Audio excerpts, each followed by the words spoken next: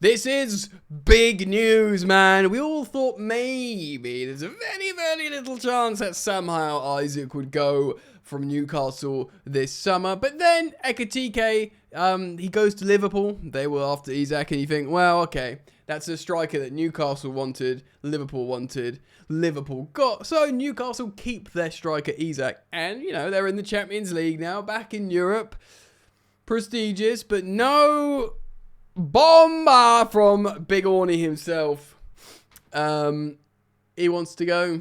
He wants to leave. And he's not gone on the pre-season tour because he's trying to force a move. This is incroyable. It's incredible, scintillating, sexy, and high-octane news that could be downright frightening if he indeed somehow does end up at Liverpool if they sell Diaz and they just have the window of all windows.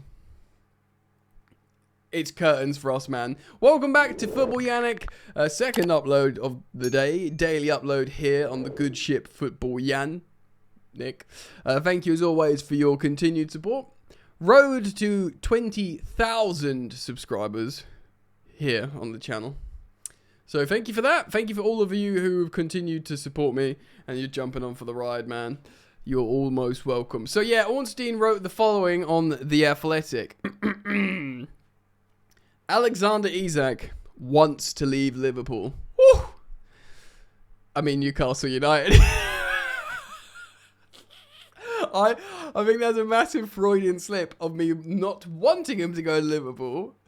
In fact, I'd go so far as he wants to join Liverpool, not wants to leave Liverpool. He wants to leave Newcastle United. I can read. I'm going to continue to do this and do it like a person who can read. Multiple sources privy to the situation have told The Athletic. And look, man, when it comes from Big Orny himself, he is the authority on transfers, in my opinion. This is real, man. And this, I would assume, I'd be presumptuous in saying, well, I would hopefully not be too presumptuous in saying, but I would assume that he wants this to come out.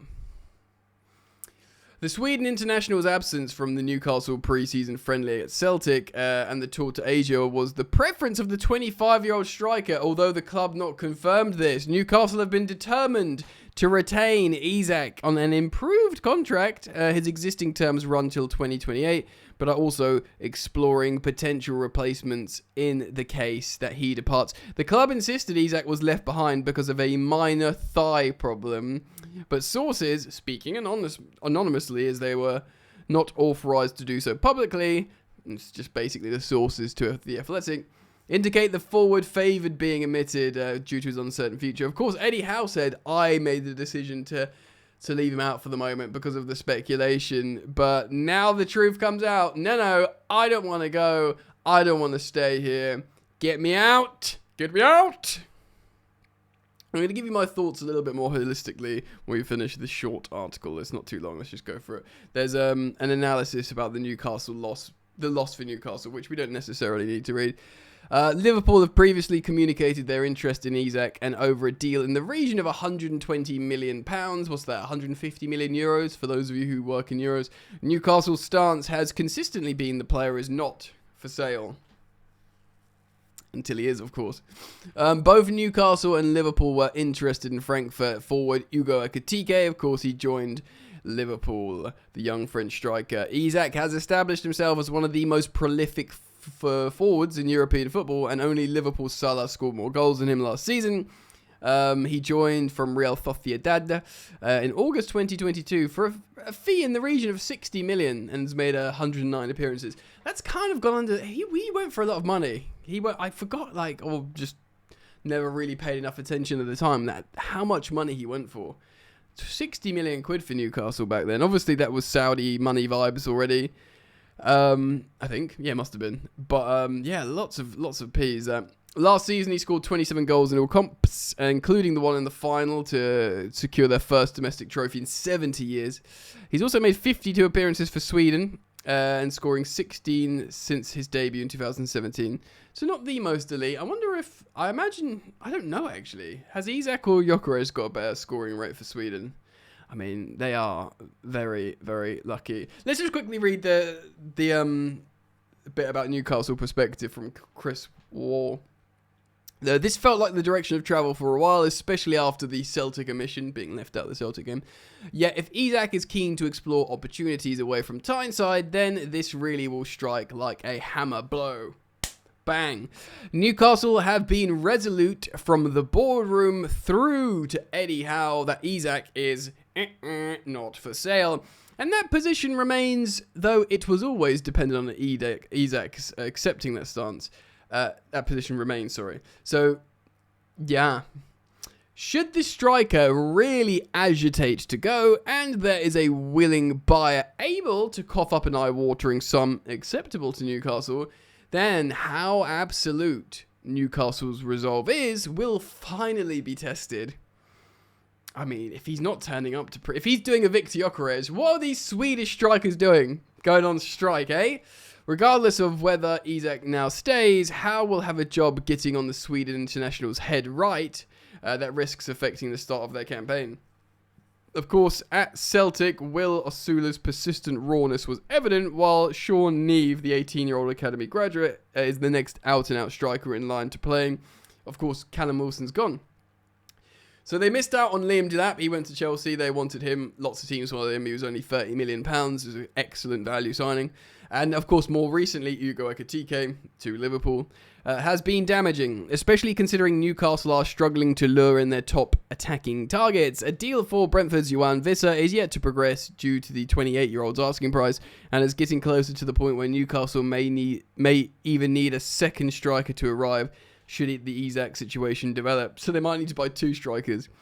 This really has been a second successive summer of upheaval at St James's Park, the one that the club really could not afford to have. It's massive, it's huge, it's worrying for Toon fans. Firstly, there's been reports, maybe in the Independent, was it not Miguel Delaney, I forget, but there's been suggestions that he was getting frustrated due to the failed transfer window so far. I suppose qualifying for the Champions League is great, but last time they qualified for the Champions League, they were completely unprepared and they had a really poor finish in the Premier League and, of course, didn't win the Champions League, so didn't qualify for the next one. And the fact how the following season they weren't in Europe, they qualified for the Champions League again. So when they're playing once a week, it's fine. But twice a week, like they will be in this upcoming campaign, they need to be much more better prepared. I think they weren't going in for Trafford, who's gone elsewhere, Delap, who's gone elsewhere, Ekitike has gone elsewhere. So far, they're getting rejected by everyone. I wonder if Isak is looking around going, right, everyone, you're missing out on all the targets that are supposed to support me in a really successful campaign for Newcastle. You guys told me you're really ambitious. You want to be like Premier League winners. You've got the Saudi Arabia money. What's going on here? You know, I reckon that's probably happening. So where's he going to go? I mean, look, if... It's tough, isn't it? Because you don't want a guy that's really unhappy and agitating for a move. So, if he puts in a transfer request, which you never really know if a player has put in a transfer. Like, he might have already put in a transfer request, but it's like, I guess maybe, I'm guessing here, if you do that, it's on NDAs. Like, fine, we've accepted it, but you can't say you've done it to the media. And we won't either, of course, because it looks like you're a sort of, you know, get me out of here. It's not a good look for the player either. But, you know, how would you sell a player who's officially put in a transfer request? I'll tell you, for much lower than your valuation. So I wonder if they do happen, if we in the media and as fans just know about them far less. Do you know what I mean? Huge, man. Now, the worrying thing, of course, is the suggestion across different publications that Liverpool could still buy him. It might be dependent on them selling Luis Diaz, who have been subject to bids of Bayern Munich and potentially Barcelona as well. Forgive me, of like, you know, 65 million, significant fees. Of course, they had the tragic loss of Diogo Jota, which, you know, will always be like a desperately sad, harrowing moment in their history. But of course, they'll have to think about reinforcing their attack as well. You know, so there's loads of things to consider.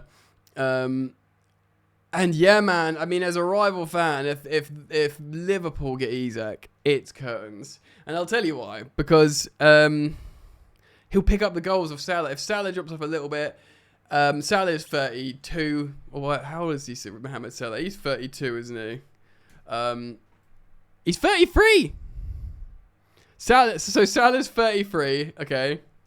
Isak is 25. He's 8 years younger than Mohamed Salah, and he was second to Salah in the Golden Boot race last season. So Isak, 8 years, even if that becomes 7 when, Isak turns 26, it's like the perfect, contingency plan for someone to pick up the goals for Mohamed Salah if Salah goes in a year to Saudi. Because they signed him on a 2-year deal. I wonder if they have him for 1 more year and then they get loads of money for Saudi. I don't know. Maybe he does when he's 34. Because 34, bro. I don't know. We'll see. So they could sign him. They genuinely could sign him. Liverpool. I mean, Chelsea would have been interested. Maybe if Chelsea sells Jackson, they're like, okay, Isak's our guy. I think Chelsea would be an appealing project. I think Chelsea might actually even consider, once they've done all their sales, because their actual net spend would be very low, they could afford Isak. But one thing that Chelsea probably couldn't do is fit Isak in the wage structure at Chelsea. There's just no way. Even with a bit of wriggling around, even with like the Chelsea squad going, all right, he can have a bit more because he's him. It's not like he's won loads of trophies in league titles and demands it. He's just performed very well. So I don't think Chelsea's on the table. It looks like just Liverpool in the Premier League. Of course, Arsenal have always wanted him and dreamed of him. And maybe if Arteta thought there's a chance, but there looks like they're going to finalise his Swedish strike partner in Victor Gyökeres, which I see what's happening there. I think Isak wants to go to Liverpool, personally. I think they're the only team that could sign him, and I think he'd want to go there.